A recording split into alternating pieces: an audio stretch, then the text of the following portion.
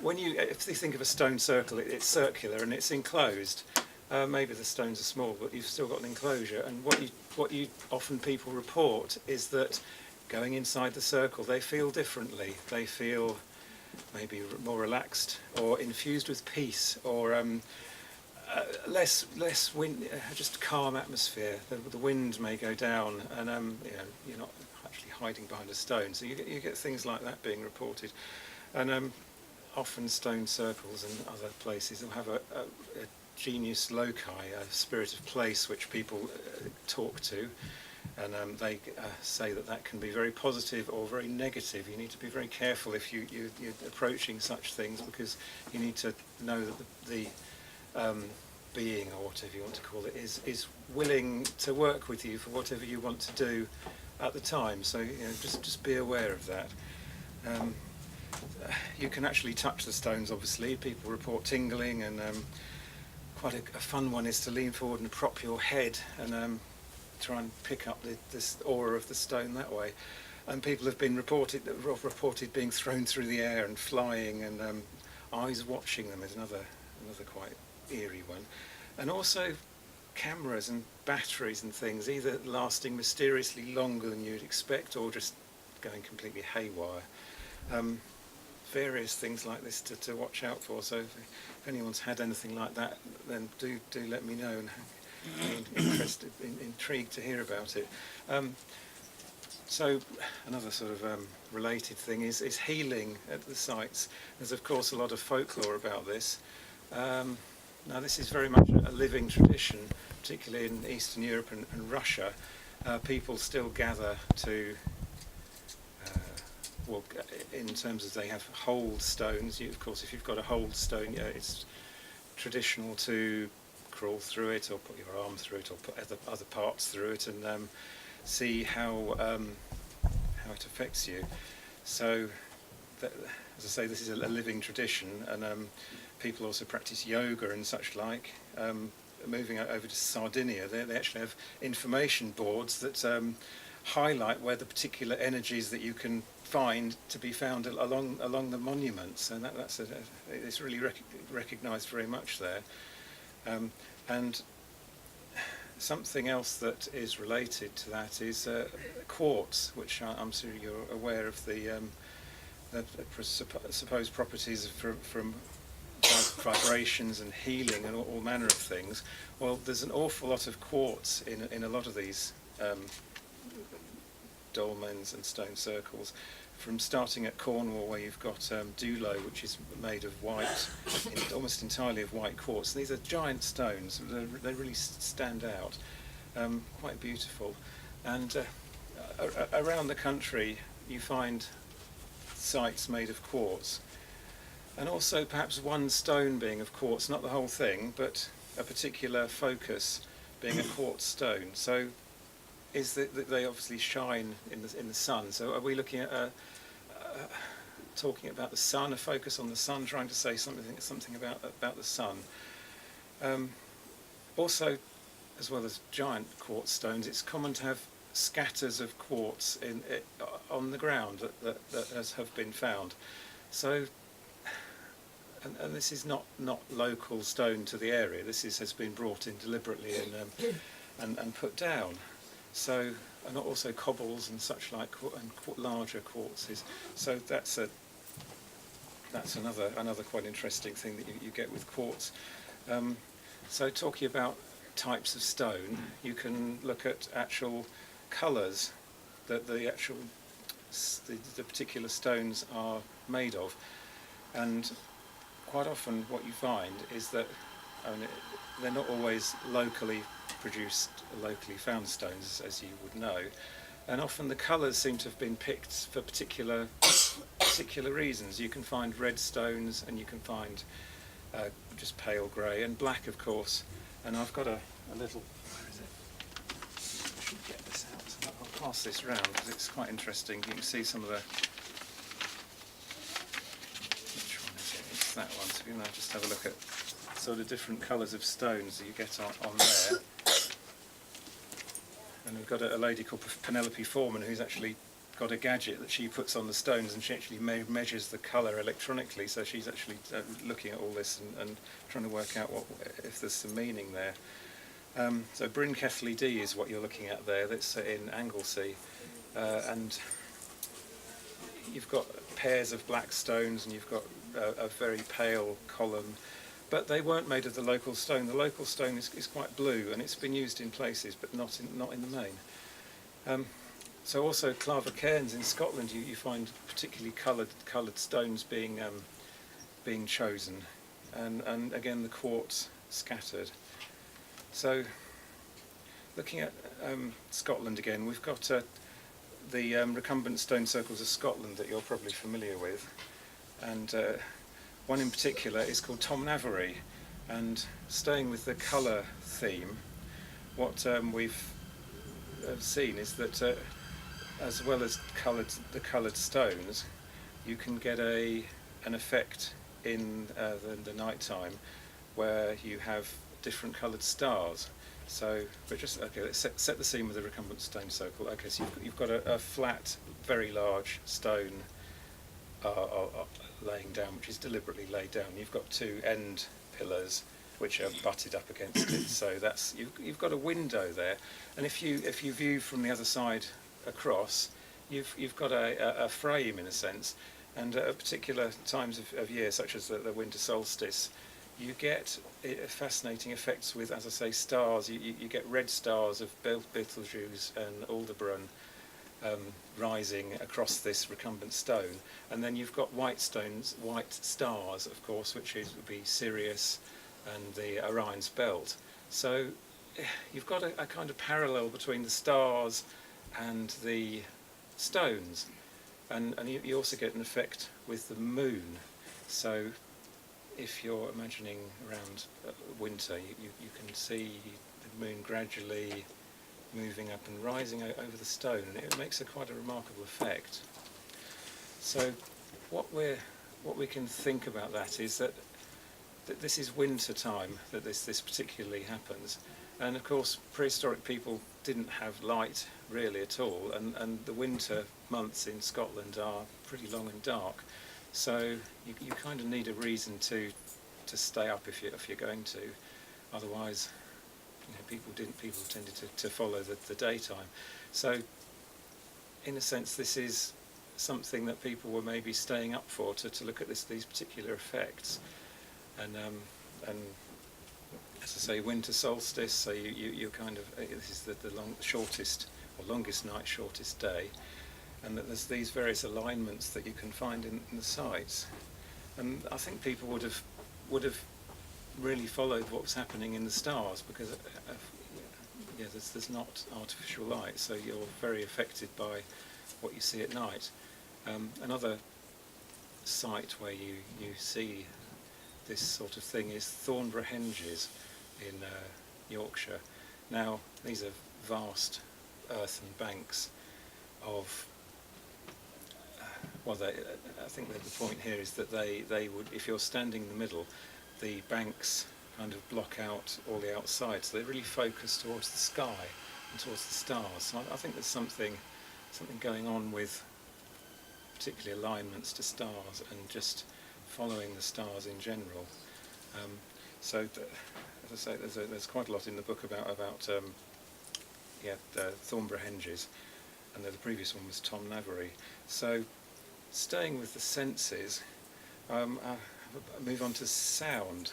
So we're talking about really chambered tombs now, like of course the most famous one being West Kennet Long Barrow, and that's a really big space inside, or relatively big, and it's very sound reflective. So as you can imagine people going in and drumming or chanting or creating sound, and there's possibly other ways of doing that as well, because a chap called Steve Marshall has suggested that there's a lot of tiny flints, microlith kind of things that have been found around on sites, and what were they for, apart from the obvious of using them for tools. But you can potentially wrap them all up into and wrap leather strands on them, and you could use them as a bull roarer. So you could really get some sound going like that with and these flints sort of flip about and get a real roaring sound. And he's tried this out, and he's found that you can create very low frequency sound that's focused in the chambers. And what was this for? Well, I think there's a potential for altered states of consciousness and just changing the environment. Again, I think a lot of what you're seeing with these sites is changing the environment, because they didn't have a great lot of architecture and buildings.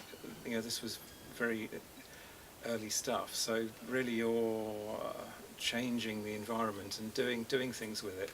So I think that's one of the keys to these sites is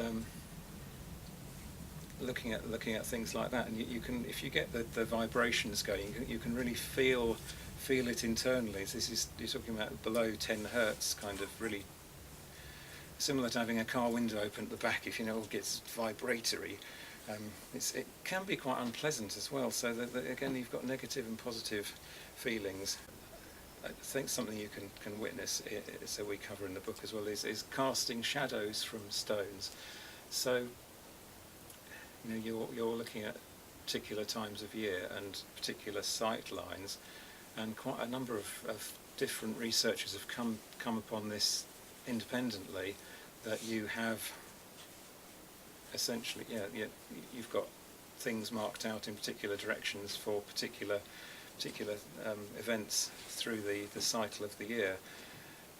Not only that, in terms of stone circles, where obviously you've got one stone aligning on another, but there's a place called Gardham's Edge in Derbyshire, which I don't know if any of you have visited, which is a great high platform. It's really up on the roof of the world, and there's people lived up there, and there's a one standing stone there. There's not really any stone circles or such like. There's just the one stone, and it's kind of shaped like a shark's fin. So it's really unusual. And what we're thinking is that people were looking at the sun over this stone, and you get a kind of sundial effect. So potentially you've got that as well. You've got people watching the stone for long periods and thinking of sort of planning this out, and thinking of a seasonal thing that's marked with the shadows. So with stone circles, of course, you've got Drombeg in Southern Ireland, where Terence Mead has proposed alignments from shadows from one to the other, and another chap called Jack Morris Eaton has done similar work with Castlerig and Long Meg, where you find at Long Meg you get the big stone of Long Meg at midwinter sunset. It casts a huge shadow right across through the centre of the circle. So these are effects that you can look out for, and researching this stuff is fascinating. I encourage everyone to have a go at it yourself as well. Go out and look at the sites in particular times of year and see what you can see. So, as well as stone circles, there's things underneath that are not there anymore. There's great palisades of oak and posts that were made in Scotland. There's a place called Fort Teviot, where they built a 270 metre or 885 feet, that's diameter, and it encloses 5 football fields worth of enclosure, which is absolutely vast. And then the posts, you can see from the size of the holes there that the posts in them would have been 4 to 6 metres, so up to 20 feet high, and really massive oak posts. So you're looking at a really monumental thing, which is just not there anymore. But what's interesting is that they created a very narrow processional way to enter this. So it was 4 metres or about 13 feet wide, so maybe a couple 2 or 3 rows of people. And it's really suggesting that there was processions going on, that people were using this in a kind of Well, I think fundamentally some of these places were big meeting places, because you don't find people living there, you don't find food, and you don't find sort of evidence of that. So they're kind of meeting up and probably having ceremonies and as I say, processions. And there's another similar one at Avebury, which is at the West Kennet enclosure, similarly with great wooden barriers in a sense as well. So perhaps you're partitioning into priests and people watching or something like that. So there's all sorts of things like this which are not there anymore. So again there's this very interesting to research and find out what sites that things that can are currently under the ground that you were previously, particularly timber things. And sticking with this idea of processional routes, we've got a lady called Henge who runs is involved with the website, who does a lot of dowsing, but it's not dowsing for energy lines in particular. What she does is douse for processional routes that people might have taken as they, as mentioned, as they were going around doing whatever they were doing. But she's kind of picking up suggested routes of where people would have gone, and this is a fascinating thing. So again, you're seeing people using these sites. Again, looking at the chamber tombs again, a lot of them have a big forecourt, so you've got a kind of horned forecourt as well as the burial part of it, and people must have used this for gathering and ceremonies and such like. So you've got a lot of involvement from people living. These would people were involved in these. These weren't just tombs that you buried people in and left them. Because other odd things is that they would go in and put bones in and then rummage around with them and take them out and reorganise them and take the skulls and put them over there and take the various other bones and put them over there. And so there's very odd rituals going on that we can try and understand what's going on. So these are monuments that people are interested in over hundreds of years, and they're going back and rejigging them and redesigning them. And in a sense, it's like the making of them is what they were interested in, because that's kind of the fun part. It's a bit like making a Lego model. It's the fun part is the making, and when you've done it, it's kind of done. So you can imagine remodelling things, and I think that's what we're looking at is a active interest in these sites over hundreds of years. And also, they would have previous timber houses that had been that obviously people had lived in, and this is maybe how such things started off, because you get evidence of great long houses which are really long, and they're kind of not just they're made for a purpose other than just living in. They are really long and really impressive. You can tell it's again from the timbers, the size of the timber posts and such like. So these are kind of monuments. They're kind of living houses, but they're monumental in a sense as well. And this is kind of a way of moving on to stone monuments, which are I think you can see there's a kind of connection between what again the interest from people and remodelling them. So looking at these houses, what we have found is that again these would be maybe torched to the ground as a part of a ceremony. Again, you can see that this has happened, and you can see that it was a single thing that happened. So it was like a ceremonial torching or something, and this stuff was levelled to the ground.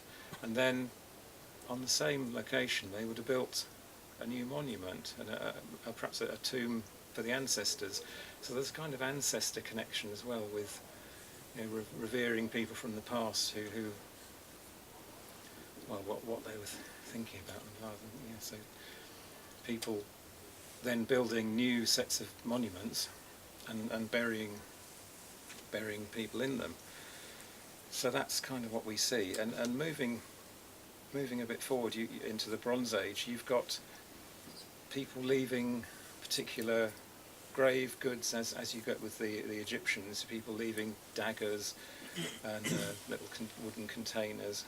And a really interesting one, I think, is a leather bag. Some was found with a iron pyrite crystal and a flint, which looks like it was a striker in a bag. So these are called striker-light kits, and you can find them up and down the country. And so this is how they were creating their fire. And these were really important things. I mean, the person who can create fire is going to be revered, I think, as an important person. So this was particularly buried with the person in this particular place in central Scotland, and also meadowsweet flowers and stalks as well. So I think there's Mysidin properties to them, but you can also say that this was done in the late summer because of the flowers. So there's really interesting insights from looking at some of these places. And you can also see, again coming back to the quartz, they laid out pebbles and quartz, and then you can see they laid a layer of bark on top, and then the body would have gone on top of that. So there's very clear rituals there that you can see that were being laid out. So, and these were mobile people. I mean, you can see from the particular sites are very similar up and down the country, from Orkney to Cornwall. So they were travelling about, and they were travelling long distance, and they were interacting with each other. And at Stonehenge, you can see that it was built over a very long period of time, and what it looks like is people were coming for gatherings and building it a bit at a time, with year by year, particularly winter solstice time, because there's you can see from the bones and the particular pig bones and the way they've been the way they're still in pots, that they were feasting, and that they were particularly eating pig, and that they were also killing a lot more of them than they needed. So this is is significant, again, a ceremony, a feasting type ceremony. We can see pretty clearly, and they were travelling hundreds of miles to Stonehenge to do this, maybe each year, and they must have been taking their animals along with them, so cattle and pigs in particular. So this is a significant thing to do. I mean, although they were farmers, they were very mobile people. The people who colonised Orkney, they had boats that you could get cattle and deer in, because you can see that some of the deer from Orkney have come from Scandinavia by the DNA. So they were actually bringing livestock and deer and stuff across in giant boats. Well, I mean, if you imagine the sort of boat you need to take a set of oxen or cattle or whatever, it's a pretty hairy sort of thought, really. So it must have been a pretty substantial craft, although we have really no idea what they were, other than, you can think of Viking type ships, but they must have had similarly impressive ships for transporting this sort of stuff around. So again, talking about Orkney, who here has visited Orkney? I know Jack has, yes. Well, you really must get up there. It's a fantastic place. I'm surprised more haven't. So that's got to be somewhere to aim to go, because you can visit some of these islands where there are just dozens of giant tombs that you can go in, and some of them are 2 stories high. If you think of West Kennet Long Barrow, you've got sort of 2 layers of this as well, with stalls in between, and you can go in and really impressive kind of architecture. Of course, you've got Maze Howe, which is a circular mound, which has got really quite cleverly built architecture with straight slabs of stone and carefully built corbelled roof just going up to the centre. This is really, really sophisticated architecture. Essentially, if you think about a dolmen or you've got a giant stone on really quite small, narrow pillars. And these are massive stones. Some of the ones in Ireland, Browns Hill big one, is 100 tons of a great circular thing. So it's not really something you'd use as deliberately as a roof of a tomb. It's a very odd circular thing, and it's been balanced on really quite tiny, or not tiny, but quite less significant stones. So, and you don't tend to find mounds around these. So people in the past maybe thought these are, tombs that are covered over and such like. But with a 100-ton stone, why would you put that on and balance it so carefully and then cover it with earth?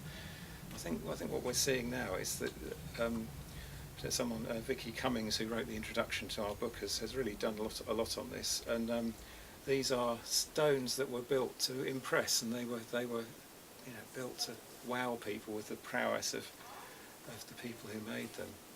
And similarly, you find things called propped stones, which are not very well known about. There's some in Yorkshire and there's some in Cornwall, where they're maybe not previously recognised as man-made, and it's still quite controversial because you're looking at really a boulder or a long stone which has got props on it. But you can see these are not immediately local stones, and maybe some of them were brought in by glaciers, but again they've been balanced and you've got little stones underneath. So what it looks like is people were deliberately setting these things up, and going back to this idea of the construction, as you imagine it being a performance of the construction, of a show of skill and a show of bravery even, because some of these are quite teetering in a sense. It's remarkable they're still there. So you've got a kind of performance aspect of it as well. So I think people were creating these for other people to look at, and for purposes which we can speculate about. But these particular things, well, what we don't know is whether they were before the real dolmens. Were they kind of precursors to that, or were they remembering dolmens later on as a kind of memory, so building similar things? But these are interesting to find, and look out at stones in the landscape, because perhaps they've been modified by people. Again, in Ireland we've got stones that have maybe been carved by humans or maybe not, but you can see little grooves that have been carved, and that they point to particular stars, and there's several different stones where you can see similar grooves seem to have been created. So this is ongoing research. This is stuff that we're still finding out about. But people were maybe doing subtle modifications to the landscape that are not so well recognised, and creating monuments like that. So there's all really go out and look with trying to have new eyes to look at some of these things, and really have a really good look and think about where people would have walked and how they would have approached these sites. And as I say, look out for things that may not be recognised as traditional monuments, that maybe have been modified or it's a sort of, as I say, ongoing work that we're looking at. So many. I like King Arthur's Hall on the Bodmin Moor, just to be obscure, which is a strange square site. There's nothing like anything else in the UK, because it's got slabs which are kind of built into a square. Or could it be a reservoir for water? They're built up like that. Or again, what were people doing with this particular thing? And there are stone circles nearby. But this is a completely unique site, so I rather like that one. Which stars were, just for people at the back, were being pointed to? Is there a pattern in terms of which stars were being pointed to? I think you've got the brightest stars that are the clearest. As I've mentioned, the red stars are Aldebaran and Betelgeuse, and the white stars of Sirius and Orion's belt. Of course, up at Thornbury, you've got the idea of the 3 stars of Orion's belt matching the 3 Thornbury Henges in the kind of slightly offset design of the two, and there seemed to be something in that they were echoing stars. So, I mean, obviously, I think you're going to be looking at the brightest and best known stars, but we do see these come up time again and again, these particular well-known stars, and you can see various alignments too, and that's what people have tried to find, is alignments and rising as well, where they rise a particular through the evening. You can sort of follow them going up in the sky. So there's a question about emotion, which can be elation and pleasure, over to fear and great dread. Well, yeah, I think that's very relevant. I think these sites can speak to us now as they did to people in the past. And well, dread, I mean, what were they trying to express? Dread of the ancestors, or such like, or trying to tell stories? You can imagine it being mixed up with storytelling, a kind of theatrical thing perhaps. But yeah, yes, definitely so. And another thing is that sometimes people find they're not in the right frame of mind to visit a particular site, and if that happens, then go with it and don't visit, go and find somewhere else. But you can find yourself literally feeling propelled away and not wanting to visit, and maybe that's just not your day to visit. And this comes down to what people have said about spirits of place and such like, as to if you're not in tune with that, you can not have a good reception always. So it's worth bearing in mind, I think. Yes. So it's animism of sites, of beliefs that actual stones and stars as well are beings and representing rituals and representing a continued ritual in the site, which is kind of replayed by the site actually in going through time. That's a really fascinating idea, actually. Yeah, and it ties in with stones going down to the stream to drink and such like as well. And another one to mention in relation to that is Main Lear in Wales, the big pointy stone. Well, coming back to the shadow casting, you get a really long shadow, which, as the sun goes down, the shadow gets longer and longer and longer towards the stream. So you're seeing played out in shadows the legend of the stone going down to the river to drink. So that's a really interesting one as well. So yeah, you can imagine them as animated beings. That's an excellent idea. Yes, yeah.